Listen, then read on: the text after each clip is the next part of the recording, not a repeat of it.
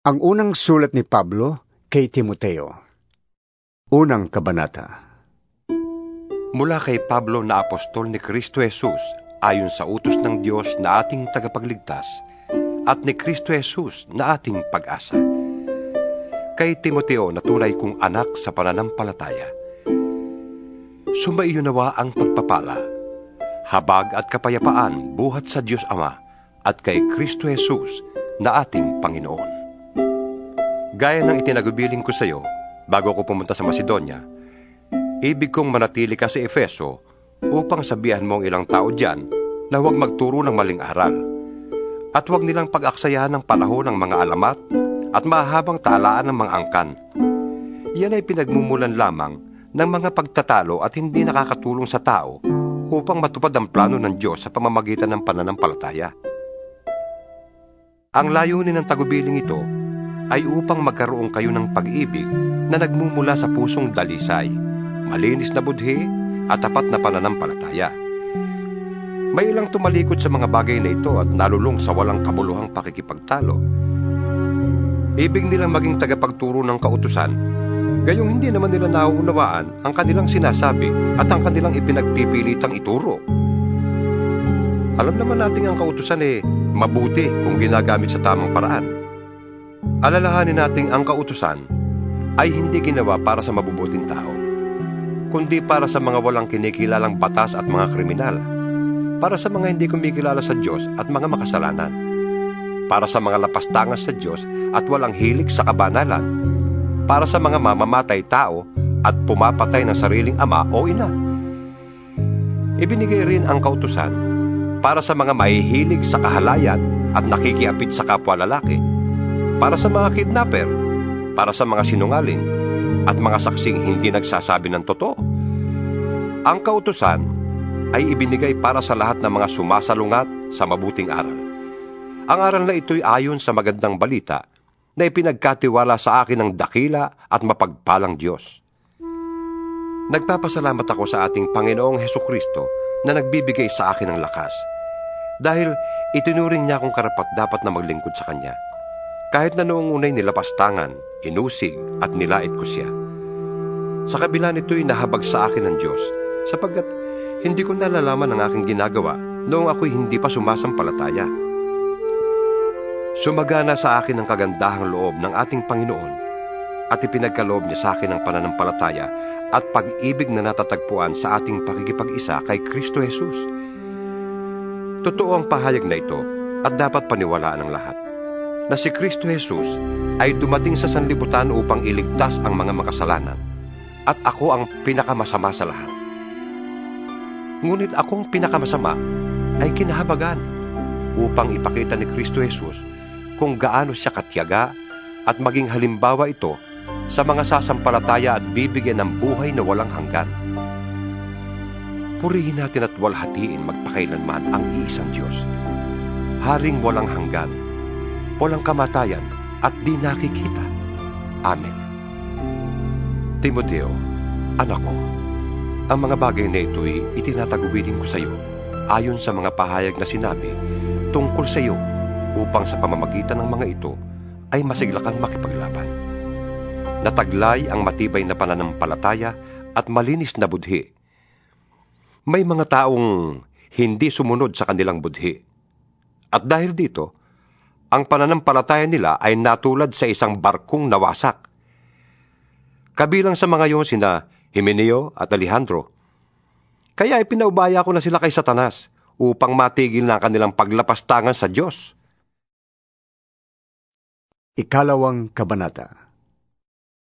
Una sa lahat, ipinapakiusap kong idulog ninyo sa Diyos ang inyong mga kahilingan, panalangin, pagsamo, at pasasalamat para sa lahat ng tao, at para sa mga hari at may kapangyarihan, upang tayo makapamuhay ng tahimik, payapa, marangal, at may kabanalan. Yan ang mabuti at nakalulugod sa Diyos na ating tagapagligtas. Ibig niyang ang lahat ng tao ay maligtas at makaalam ng katotohanan ito. Iisa ang Diyos at iisa ang tagapamagitan sa Diyos at sa mga tao, ang taong si Kristo Jesus, na naghandog ng kanyang buhay upang tubusin ang lahat.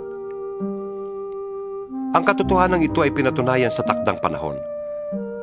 Dahil dito, ako'y pinili upang maging tagapangaral, apostol, at tagapagturo ng pananampalataya at katotohanan ito sa mga hintil.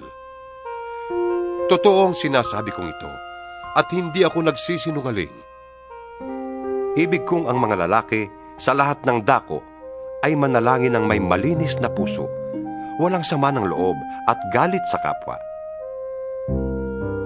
Ang mga babae naman ay dapat maging mahinhin, maayos at maingat sa pananamit at ayos ng buhok. Ang maging hiyas nila'y hindi ang mamahalin at mararangyang damit, mamahaling alahas na ginto o perlas.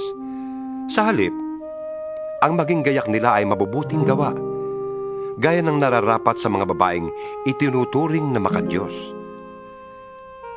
Ang babae ay kailangang tumahimik sa panahon ng pagpupulong ng iglesia at lubos na pasakop.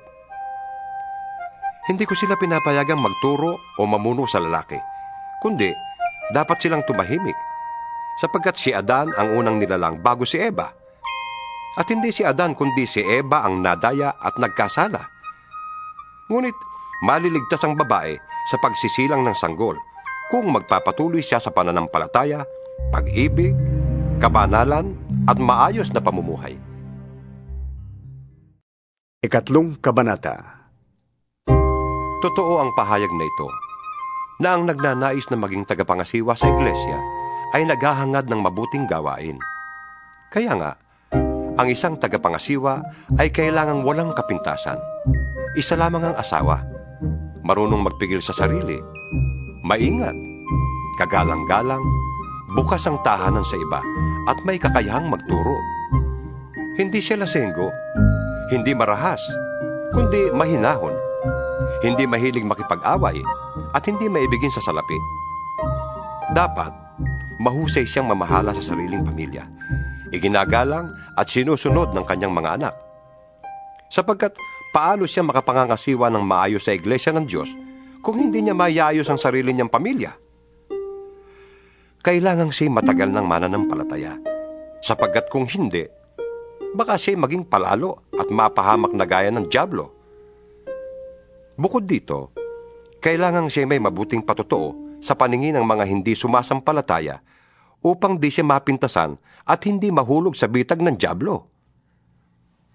Ang mga tagapaglingkod naman ay dapat ding maging kagalang-galang, tapat mangusap, hindi lasenggo at hindi sakim sa salapi. Kailangan sila'y tapat sa pananampalataya na ating ipinapahayag at may malinis na budhi. Kailangang subukin muna sila, at kung mapatunayang sila'y karapat-dapat, ay saka sila gawing tagapaglingkod. Gayon din naman, ang mga babaeng tagapaglingkod ay dapat na maging kagalang-galang, hindi tsismosa, mapagtimpi, at matapat sa lahat ng mga bagay.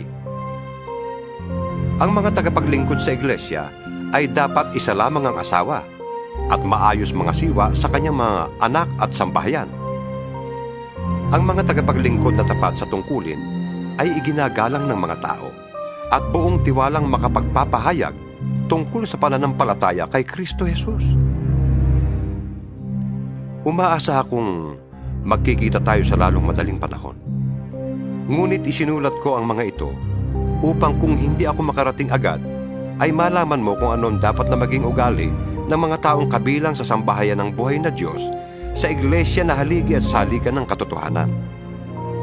Hindi maikakaila na napakadakila ng hiwaga ng ating relihiyon. Siya'y nahayag ng maging tao, pinatunayang matuwid ng Espiritu, at nakita ng mga anghel, ipinangaral sa sanlibutan, pinaniwalaan ng lahat at itinaas sa kalangitan. Ika-4 na kabanata. Maliwanag ang sinasabi ng Espiritu na sa mga huling araw ay iiwan ng ilan ang pananampalataya. Susunod sila sa mga mapanlinlang na espiritu at sa mga turo ng mga demonyo. Ang mga turong ito'y pinalalaganap ng mga taong sinungaling at may mga manhid na budhi. Ipinagbabawal nila ang pag-aasawa at ang ilang uri ng pagkain. Mga pagkaing nilikha ng Diyos upang kaining may pasasalamat ng mga mananampalataya at nakakaunawa ng katotohanan. Ang lahat ng nilikha ng Diyos ay mabuti at walang dapat ipalagay na masama. Sa halip ay dapat tanggaping may pagpapasalamat, sapagkat ang mga ito'y nililinis ng salita ng Diyos at ng panalangin. Kung ituturo mo sa mga kapatid ang mga bagay na ito, ikaw ay magiging mabuting lingkod ni Kristo Jesus. Maipapakita mong pinalakas ka ng mga turo tungkol sa pananampalataya at sa mabuting aral na iyong sinusunod. Huwag mong pag-aksayahan ng panahon ang mga alamat na walang halaga. Sa halip, magsanay ka sa kabanalan. May pakinabang sa pagpapalakas ng katawan, ngunit ang pagsasanay sa kabanalan ay mapapakinabangan sa lahat ng paraan, sapagkat ito'y may pangako hindi lamang sa buhay na ito ngayon, kundi maging sa buhay na darating. Totoo ang salitang ito at dapat paniwalaan ng lahat. Dahil dito, nagsisikap tayo at naghihirap, sapagkat umaasa tayo sa Diyos na buhay at siyang tagapagligtas ng lahat ng mga tao, lalo na ng mga mananampalataya. Ituro mo't ipatupad ang lahat ng ito. Huwag mong hayaang hamaking ka ninuman dahil sa iyong kabataan. Sa halip, sikapin mong maging halimbawa sa mga mananampalataya sa iyong salita, ugali, pag-ibig, pananampalataya, at malinis na pamumuhay. Habang wala pa ako riyan, iukol mo ang iyong panahon sa pagbabasa ng kasulatan sa harap ng mga tao, sa pangangaral at sa pagtuturo. Huwag mong pababayaan ang kaloob ng Espiritu Santo na ibinigay sa iyo ng magsalita ang mga propeta at ipatong sa iyo ng mga pinuno ng iglesia ang kanilang kamay. Isagawa mo ang mga ito at pag-ukulan mo ng panahon upang makita ng lahat ang iyong pag-unlad. Pakaingatan mo ang iyong pagkilos at pagtuturo. Patuloy mong gawin ang mga bagay na ito upang maligtas ka, pati na ang mga nakikinig sa iyo. 5 Kabanata. Huwag mong pagsasalitaan ng marahas ang lalaking nakatatanda sa iyo, kundi paalalahanan mo siya na parang sarili mong ama. Pakitunguhan mo namang parang kapatid ang mga nakababatang lalaki. Ituring mong parang sariling ina ang matatandang babae, at pakitunguhan mo ng buong kalinisan ang mga kabataang babae na parang mga kapatid. Igalang mo ang mga biyudang walang ikabubuhay.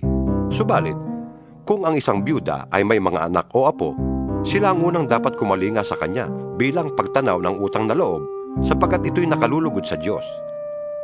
Ang tunay na biyuda ay iyong nag-iisa na sa buhay, at tanging sa Diyos lamang umaasa, kaya't patuloy siyang nananalangin sa araw at gabi. Samantala, ang biyudang nabubuhay sa kalayawan ay maituturing ng patay. Ipatupad mo sa kanila ang utos na ito upang walang maisumbat sa kanila ang sinuman. Ang sinumang hindi kumakalinga sa kanyang mga kamag-anak, lalo na sa mga kabilang sa kanyang pamilya, ay tumatalikod sa pananampalataya at mas masama pa sa isang di mananampalataya. Ang biyudang dapat isama sa listahan ng tutulungan ay iyong di bababa sa 60 taong gulang. Minsan lamang nag-asawa, kilala sa paggawa ng kabutihan, nagpalaki ng maayos sa kanyang mga anak, magiliw tumanggap sa nakikituloy sa kanyang tahanan, naglingkod ng may kababaang loob sa mga kapatid sa Panginoon, tumulong sa mga nangangailangan at inialay ang sarili sa paggawa ng mabuti. Huwag mong isasama sa listahan ng mga byuda ang mga bata pa, sapagkat kapag nag-aalabag kanilang pagnanasa, mapapalayo sila kay Kristo at mag-aasawang muli. Sa gayon, nagkakasala sila dahil sa hindi pagtupad sa una nilang pangako kay Kristo. Sila'y nagiging tamad at nag-aaksaya ng panahon sa pangangapit bahay. At sila'y nagiging tsismosa, mahiling makialam sa buhay ng may buhay at madaldal. Kaya't para sa akin, mabuti pang sila'y mag-asawang muli, magkaanak at mag-asikaso ng tahanan, upang ang ating kaaway ay hindi magkaroon ng pagkakataong mapintasan tayo, sapagkat may ilan ang biyudang nailigaw ni Satanas. Kailangang alagaan ng babaeng mananampalataya ang mga kamag-anak nilang biyuda, nang hindi sila maging pabigat sa iglesia. Sa gayon, ang aalagaan ng iglesia ay yun lamang mga biyudang walang ibang inaasahan. Ang mga pinunong mahusay mamahala ay karapat-dapat tumanggap ng dobling paggalang, lalo na ang mga masigasig sa pangangaral at pagtuturo ng salita ng Diyos. Sapagkat sinasabi ng kasulatan, huwag mong tatalian ang bibig ng baka habang ginagamit sa pag-iik. Nasusulat din, ang manggagawa ay karapat-dapat bayaran. Huwag mong tatanggapin ang anumang paratang laban sa isang pinuno ng iglesia kung walang patotoo ng 2 o 3 saksi. Pagsabihan mo sa harap ng lahat ang sino mang ayaw tumigil sa paggawa ng masama para matakot ang iba. Sa harap ng Diyos at ni Kristo Jesus at ng kanyang mga banal na mga anghel, iniuutos kong sundin mo ang mga bagay na ito nang walang kinikilingan o itinatangi. Huwag mong ipapatong agad ang iyong kamay sa sino man upang bigyan ito ng kapangyarihang mamahala. Ingatan mong huwag kang masangkot sa kasalanan ng iba. Manatili kang walang dungis. Huwag tubig lamang ang iyong iinumin. Uminom ka rin ng kaunting alak para sa iyong sigmura at dahil sa iyong madalas na pagkakasakit. May mga taong lantad na ang kasalanan bago pa humarap sa hukuman. At meron din namang ang kasalanan ay huli na kung mahayag. Gayon din naman, may mabubuting gawa na madaling mapansin. Ngunit, kung hindi man mapansin agad, ito'y hindi malilihim habang panahon. 6 na kabanata. Ang mga alipin ay dapat magpakita ng buong paggalang sa kanilang mga amo para walang masabi laban sa pangalan ng Diyos at sa ating mga aral. At kung ang kanila namang amo ay kapwa nila Kristiyano, hindi sila dapat magkulang ng paggalang sa mga ito sa dahilang sila'y magkapatid sa pananampalataya. Dapat pa nga nilang pagbutihin ang kanilang paglilingkod sapagkat ang pinaglilingkuran nila ay kaisa sa pananampalataya at pag-ibig. Ituro mo't ipatupad ang mga bagay na ito. Kung nagtuturo ang sino man ng ibang turo at di sang-ayon sa mga tunay na salita ng Panginoong Hesukristo at sa mga aral tungkol sa kabanalan, siya ay nagyayabang, ngunit walang nalalaman. Sakit na niyang manuligsa at makipagtalo tungkol sa mga salita. Bagay na humahantong sa inggitan, alitan, kutsaan at pagbibintang. Mahilig din siya makipagtalo sa mga taong liko ang pag-iisip at di kumikilala sa katotohanan. Akala ng mga ganitong tao ay paraan ng pagpapayaman ng relihiyon. Kung sa bagay, malaki nga ang mapapakinabang sa relihiyon kung ang tao ay marunong masyahan. Wala tayong dalang anuman sa sanlibutan at wala rin tayong madadalang anuman pag-alis dito. Kaya, dapat na tayong masyahan kung tayo'y may kinakain at may isinusuot. Ang mga nagnanasang yumaman ay nauhulog sa tukso at nasisilo sa bitag ng masasamang hangaring magtutulak sa kanila sa kamatayan at kapahamakan. Sapagkat ang pag-ibig sa salapi ay ugat ng lahat ng kasamaan.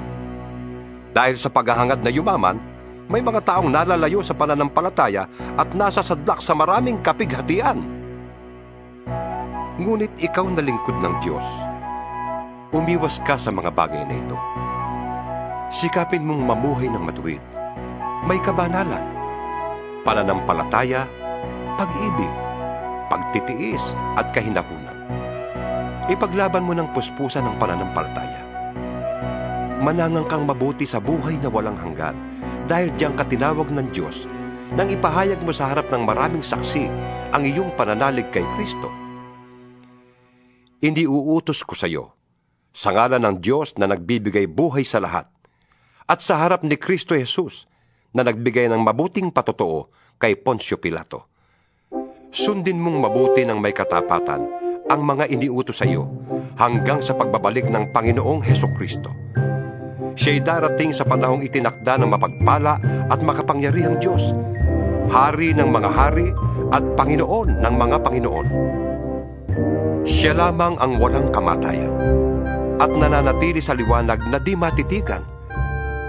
Walang taong nakakita o makakakita sa Kanya. Sa Kanya ang karangalan at kapangyarihang walang hanggan. Amen. Ituro mo sa mayayaman na huwag silang magmamataas at huwag silang umasa sa kayamanang lumilipas, kundi sa Diyos na masaganang nagbibigay ng lahat ng ating kailangan upang tayo'y masiyahan. Turuan mo silang gumawa ng mabuti at magpakayaman sa mabuting gawa. Maging bukas palad at matulungin sa kapwa. Sa gayon, makakapag-impok sila para sa matatag na hinaharap at makakamtan nila ang tunay na buhay. Timoteo, pakaingatan mo ang ipinagkatiwala sa iyo. Iwasan mo ang mga usapang walang kabuluhan at ang likong pangangatwiran. Dahil sa kanilang pagmamarunong, may mga taong nalihis sa pananampalataya. Pagpalain nawa kayo ng Diyos.